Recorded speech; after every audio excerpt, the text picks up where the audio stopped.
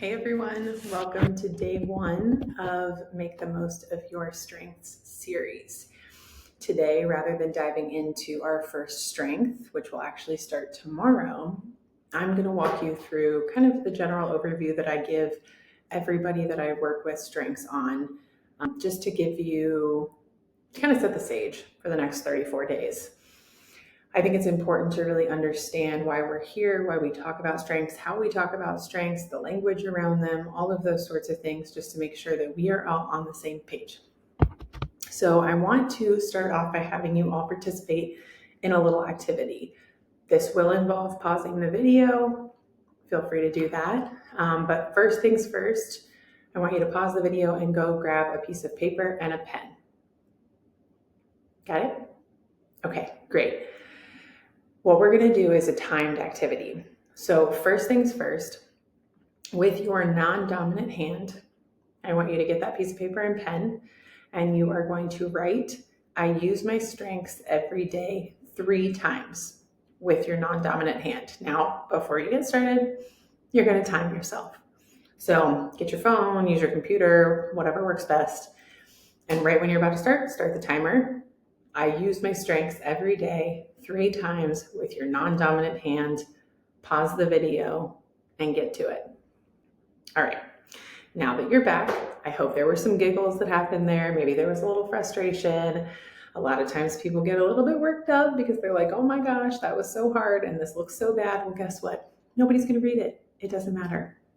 Now, the second part of the activity, same thing, but with your dominant hand. I want you to write, I use my strengths every day 3 times with your dominant hand. Ready, set, go. Pause the video if you haven't, time yourself. And now that you're back, I want you to compare those 2 times.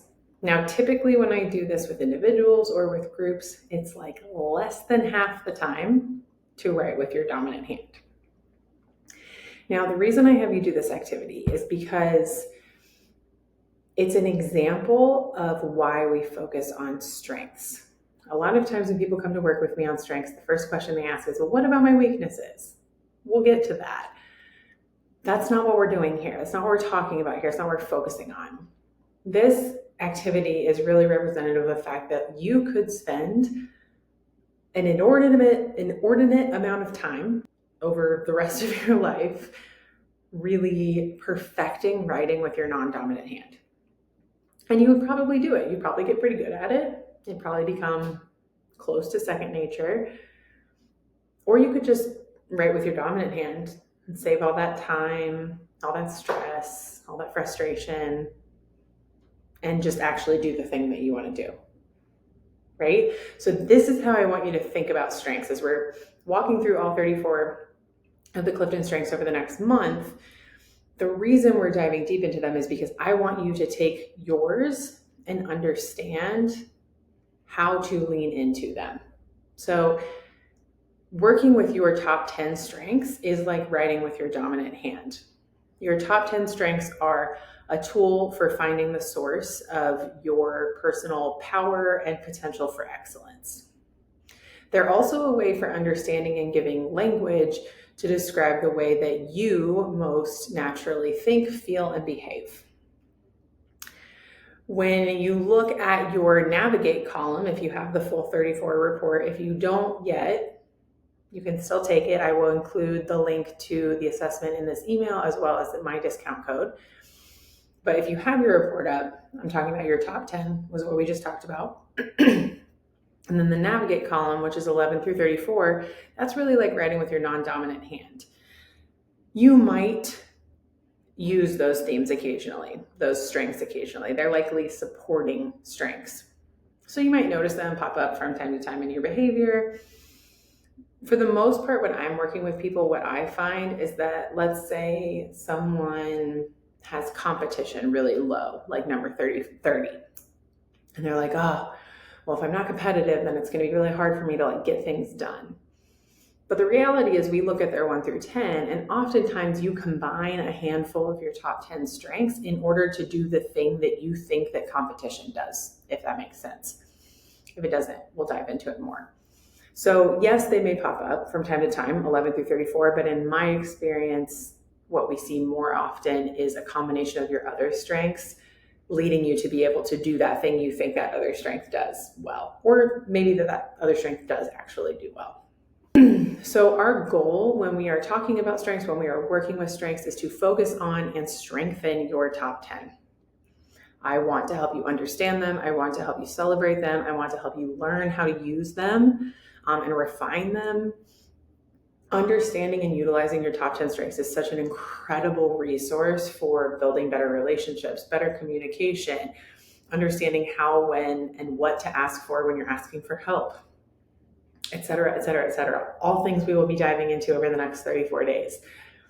But our goal here, rather than focusing on what are the weaknesses and how do we improve them, is to focus on what are your strengths and how do we capitalize on them? How do we take them and run with them? Because at the end of the day, a big part of my coaching and the reason that I focus on strengths in my work is that I want to help you make things easier.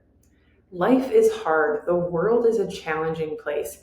You do not need to be making your life harder just because.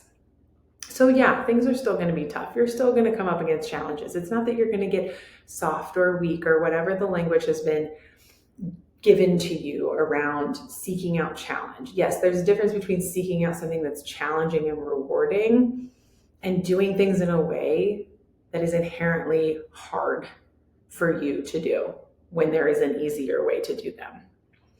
So my focus is to help you make things easier. So let's do that. Now, I know, as I mentioned at the beginning, everyone always asks about weaknesses. This is the one and only time we're going to talk about that. So lap it up. In the world of Gallup and Clifton Strengths, weakness is defined as essentially anything that keeps you from success. So this is not necessarily your weaknesses, right? Oftentimes what I see, the biggest thing that gets in the way of people's success is not understanding their strengths.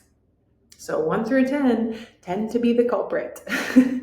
Because you're either overfiring, underfiring, underutilizing, whatever it is, that is often what is getting in the way of you.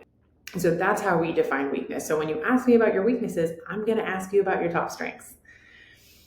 There is something that we talk about called blind spots, though, and that's a little bit different than a weakness. A blind spot is essentially an unintended negative perception or misperception that occurs when you use your strongest strengths, aka your top 10. And so an example I always give of this for myself is ideation. I have ideation in my top 10. As a leader, as a manager, when one of my direct reports would come to me and say, hey, I'm really struggling, I was in recruitment, I'm really struggling to get people to book an information call. My brain immediately starts rattling off ideas. What about this? What about this? What about this? What about this? Have you tried this? You could do this. What I found out later when working with a strengths coach myself was that for me, it's just what I do. I come up with ideas. I'm not really attached to them. It brings me energy to come up with these ideas. And I'm just trying to put some stuff out there to see if it might help. My direct reports, however, because I was a figure of authority to them, heard me list off 17 ideas and walked away from our conversation thinking, great, okay, now I have to implement these 17 things or I'm not going to be successful or she's going to, get mad at me. Not the case. I did not care. I didn't care if they took those ideas and acted on them. I just wanted it to be like a starting off point for them. But because I didn't understand that about my strengths, I couldn't communicate that to them effectively and say, hey, I'm just going to spitball some ideas here. I'm not going to check up on you into whether you did them or not. Take what works, leave the rest. Now I'm very specific in my coaching, in my work. I clarify, I'm going to give you some ideas that are popping into my head. I am not attached to them. I do not care if you take them. I don't care if you do anything with them. My hope is that this just kind of sparks something for you. So the blind spot was me just rattling off my ideas and having no idea how the other person was taking them. And so this is what we talk about when we talk about strengths. And if you have your report in front of you again, you'll see there are some potential blind spots listed on your report. These are very general to that strength, not super specific to you, but they all tend to land pretty well. So when we talk about weaknesses, I often talk about blind spots. Blind spots are easy, well, not easy, but blind spots are things that we can pick out and we can work on. We can overcome them, we can shift our way of acting, et cetera, et cetera. So that's what we'll focus on, is strengthening your strengths and knowing, understanding, and being able to recognize your blind spots rather than focusing on strengths and weaknesses, right? And this is even something if you're in a job search process and someone asks you the strengths and weaknesses question, which we won't go into my feelings on that here. You can bring up blind spots, right? As a way of talking about your strengths, but also saying like, this is somewhere where like what I'm good at doesn't always land, and how I've improved on it and I'm doing things differently. We always want to end with that. So that's a little bit about strengths in general. If you have done the strengths report, whether that's top 5 or full 34, I highly recommend the full 34. It just gives you so much more information. I like to nerd out on 6 through 10 personally. But regardless of which report you've gotten, your top 5 are very personalized to you. So when you're looking at your report and you see those colored boxes under each strength, that is you. So I just did a session with someone the other day who had connectedness as their number 1 strength. Connectedness is also my number 1 strength. When putting those 2 pages side by side, very different things were written underneath each of our connectedness, because those personalized boxes are that strength plus your other top 5. So connectedness plus activator, connectedness plus ideation, connectedness plus input. That would be kind of what mine would look like. So just know, like when you're reading those things, those are extremely personal to you and the makeup of your strengths. And I think that's so cool and such a really unique thing, is that it's not just a generic thing that goes out. It's based on millions and millions of data points and is something that is customized to you. Now, if you are someone who is in the job search, I would recommend considering the Strengths for Leaders report. If you're in sales, there's also a Strengths for Sales report, I think, possibly, but I haven't purchased that one for myself personally. But I did recently do the Strengths for Leaders report. And the reason I'm bringing this up is because I found that the language that was used in that report was actually really, really helpful for a potential interview. Whereas your normal 34 report is a little bit more general towards your life, the Strengths for Leaders report was really, really specific to work. And so when people say, how do I use my strengths, or how do I talk about my strengths in an interview, that's actually the report I point them to, because I felt like it mapped it out perfectly and just like really laid it out for you. So those are just some things to consider.